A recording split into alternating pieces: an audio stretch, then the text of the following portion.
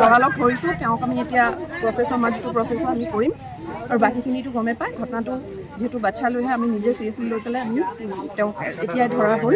এইখিনি জেগাতে আমি নিজে আহি পেলাই আমি ধৰিলোঁ। তো এতিয়া আমাৰ আগন্তুক ব্যৱস্থাখিনি হ'ব। হাছলাবাৰী গাঁৱত এটা ঘটনা হৈছে, মানে সৰু কিশোৰী এজন 7-8 বছৰৰ ছোৱালী, তাক শামছুল হক নামৰ এজন মানুহ তাক ধৰ্ষণ কৰিলে। সেইটো কাৰণে আমি আমাৰ এই অন্তৰ্গত আমাৰ সাপকাটা ভাৰপ্ৰাপ্ত বিষয়া ৰাজীৱ কলিতা ছাৰক মই অৱগত কৰিলোঁ। ছাৰে আহি পেলাই আমাৰ কোকৰাঝাৰৰ পৰা এডিশ্যনেল বাইদেউ আহিছে, আহি পেলাই এইটো ইনভেষ্টিগেশ্যন কৰি পেলাই দোষীক এতিয়ালৈ কৰায়ত্ব কৰিব পাৰিছে।